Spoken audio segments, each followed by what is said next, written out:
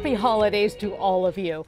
I'm Sherry Hu, along with the inspiring high school students, college students, and graduates of Students Rising Above. We all have our gifts. But as these young scholars will tell you, the best gift isn't always the one that's in a box.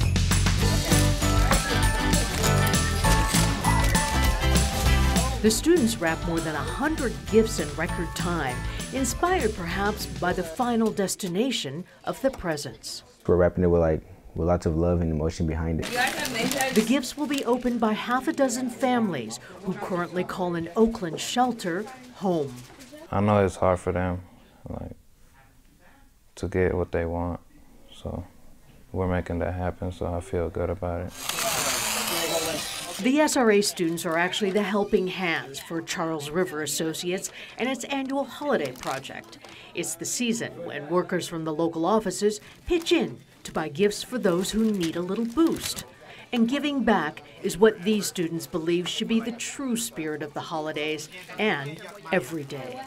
If you have the opportunity to help people, then that's really good because, it comes from the heart. We don't have everything right now and probably won't have everything, but we can still help other people. The families in the shelter aren't the only ones to get a boost. The consulting company supports SRA year-round. The stories are just, they tear your heart apart. They're incredible stories of overcoming challenges, and it's a reminder that we're blessed. SRA scholars are chosen for their grit and determination to overcome poverty, homelessness, and abuse in their lives. I'm going to be the first one to go to college, so I want to make my mom proud. But not only that, but growing up, my family had struggles, and I want to grow up not to have struggles. They are first-generation college-bound students, and with 24/7 advisors to guide them through a sometimes overwhelming transition, SRA is proud that 90% of the scholars graduate. I want to try to be one of those people that help to make a bigger impact. I don't want to graduate just so that I can have an awesome job and make a lot of money. That's not what I want to go to college for. Diploma in hand, SRA alumni maintain the momentum. Almost 90% move on to a career-related job or graduate school within a year after graduation. They're tough. They live through adversity. They work through the adverse times that we have in our business. We have some difficult times, pressure mounts, and they can handle those kinds of environments. So yeah, they are ready to contribute in a significant way. In fact, a recent grad from UC Santa Cruz landed a job with, you guessed it, Charles River Associates. It's everyone's dream, to have a good job right after college. It means stability. I can help out my family. I can help myself. When we come back, meet more scholars and how they rise above in their lives.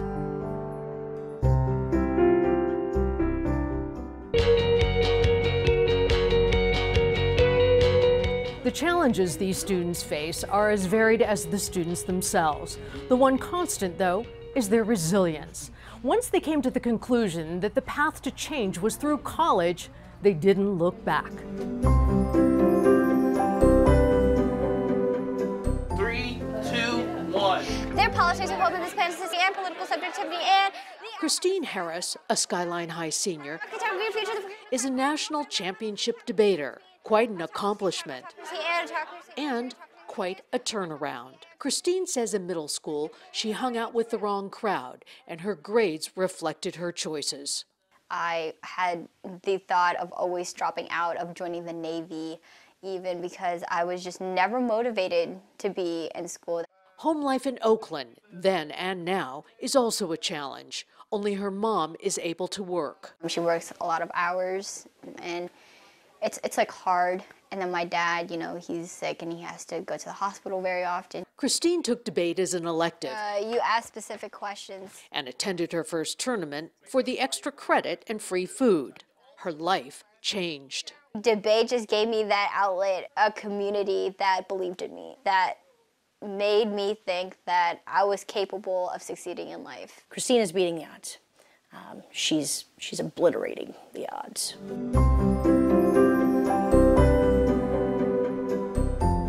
Cooking dinner is a constant in Jessica Tecum's after-school routine.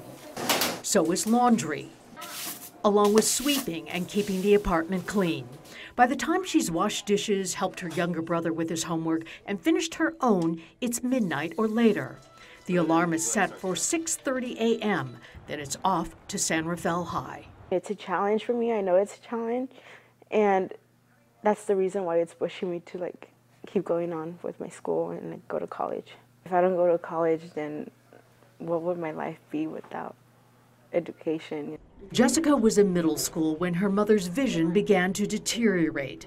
Next came dialysis and tubes, and now Jessica says her mom needs a kidney transplant. I'm really worried because over the time that she's waiting for that kidney, she can get worse. She's that special person in my life to look up to. For the first time in years, Stephen says his dad, brother, and he are together again under one roof. Hey, Stephen. Hey, Dad. What's up? While in high school, they had no place to call their own, staying with family and friends. Whenever I'd get into a place, instead of thinking oh, this place is nice, I was like, cool, I wonder how long I'm staying here. For them to have gone through that really worried me because, I even slept in my van for a while because I put them in a friend's house and I put my van in the driveway. That was then, and this is now. Stephen with his own desk and a place to study. That will be a force multiplier for his academics, for his leadership, and for his personal growth. He's applying to private colleges on the East Coast to meet new people, gain new perspectives, and find a new home away from home. I have my plan and I'm going somewhere, and I'm really excited and eager to see where I'm going. I just feel like I have to find my niche. Actually, transition is nothing new for her. Songni learned how to adapt early in life. My parents are both political refugees from Vietnam. So coming here, they came with nothing. We started from the bottom. I moved around a lot. I moved to Oregon for 3 months and came back to California. So there's definitely financial instability that was going on. Dealing with my parents not being able to be there for me because they had to go to work all day, from morning to night. I had to become self-reliant, independent. With that, I just immersed into education because that was my outlet. This is the y-intercept, so it starts at 2. Songni believes a college degree will lead to a better paying job and a way to repay her parents. They sacrificed their whole life for me, Basically, my parents' retirement is relying on me or my siblings. We don't have savings account. We live from paycheck to paycheck. Based on their sacrifices, I'm okay with being in retirement because they're my parents.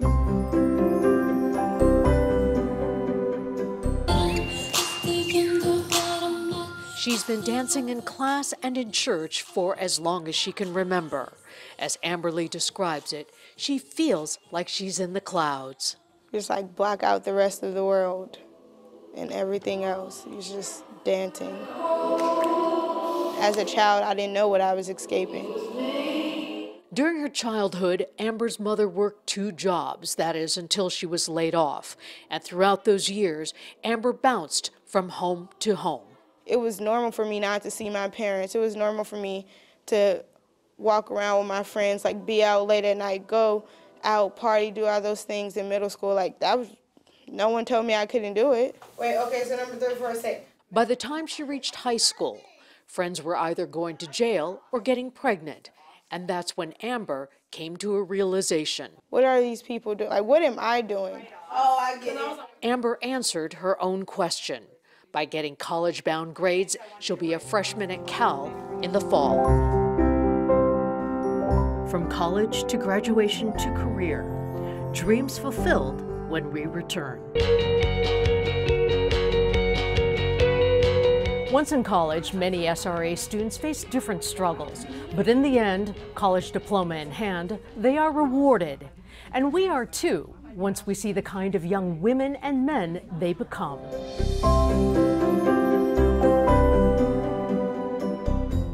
Her office is in the heart of Silicon Valley. She graduated Yale, class of 2016. But far from making a 6-figure salary, Alicia Ponce Diaz works at AbleWorks, a small nonprofit in East Palo Alto. I've always wanted to come back and live in East Palo Alto and work with East Palo Alto kids. And now that I can do that, it's amazing to me because I can be with my people and uplift my people. Alicia is a shining example of giving back. My family has always come from poverty cycles. My parents moved here with little to nothing, and we've always been taught to live with what we have and be grateful for what we have. Do you guys have your transcripts with you? As a Students Rising Above alum, Alicia has also come full circle since returning to her hometown. She is now an advisor to new SRA scholars, from preparing college applications to guiding them through difficult times. My mom always told me was staying busy is going to keep you out of a lot of stuff that you don't need to be into. Years from his first job, DeMont's now a college student at Franklin and Marshall and using internships to explore his future career.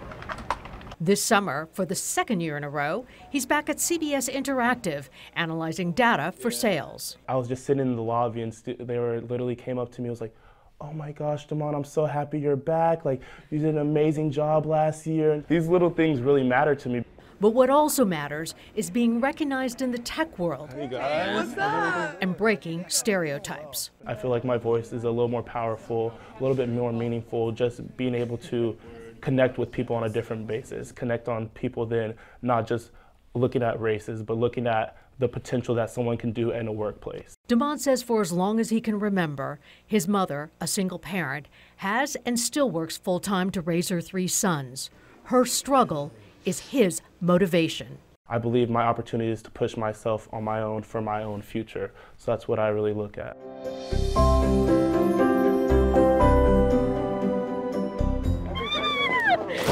At a goodbye party, you can count on hugs, smiles, and even a few tears. I'm so sad. Literally, like, she is my best friend. Myra Signs is headed to Africa for a 2-year stint in the Peace Corps. I'm excited and I'm nervous. You know, it's definitely out of my comfort zone, but it's still something I want to do. For Myra, the Peace Corps will be a bridge between college graduation from UC Merced and a career in public health. This is my way of saying I appreciate it and I'm paying it forward. As a first-generation college grad from a low-income family, Myra understands struggle. She says she was only a toddler when her parents divorced, and those memories of the years that followed released tears. I feel like I have overcome them, but, you know, talking about them, it's just like everything resurfaces. It's definitely in the past. My life is so different from what it was before that. Because Myra says life now is great.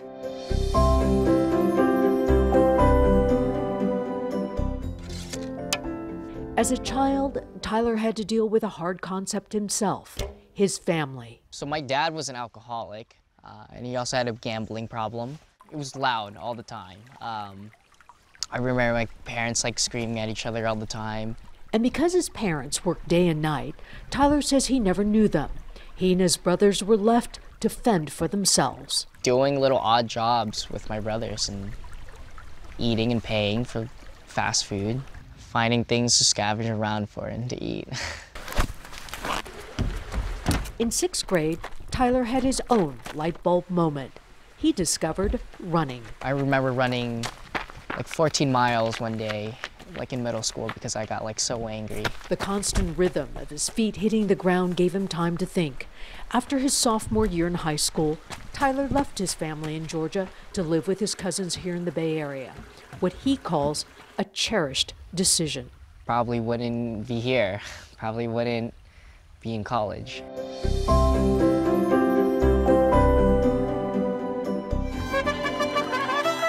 This was my dad's dream, and like I promised him 10 years ago, you know, I will walk this stage and become a successful person. So the journey to this day began a decade ago. Brenda Valadez came to live with her grandparents here in the Bay Area to escape relentless bullying. Her father, a single parent, stayed behind in their small hometown in Mexico. I want to give you the whole world, and I can't give it to you here, you know, because I was the only person he sort of had in his life, and for him to like say, okay, it's better for you to go away, that's you know, I owe him my life for that. In the back of her mind was the promise she made to her dad, because not long after she left him, he was kidnapped. Brenda says the kidnappers demanded 2 million pesos as ransom. Impossible to pay. And he tried to escape, and we found out that they broke his legs, so he wasn't able to escape. And then next thing you know, they took his life away, and they wrapped him up in a blanket, and they threw him on the side of the road. And while this day is graduation day, it also happens to be Father's Day. Perhaps no coincidence. We've given you a glimpse of the SRA scholars and graduates and how they meet their challenges in life head on. We and they wish you the brightest of holiday seasons. Stay with us during the new year by going to our website, cbssf.com/SRA. For Students Rising Above, I'm Sherry Hu.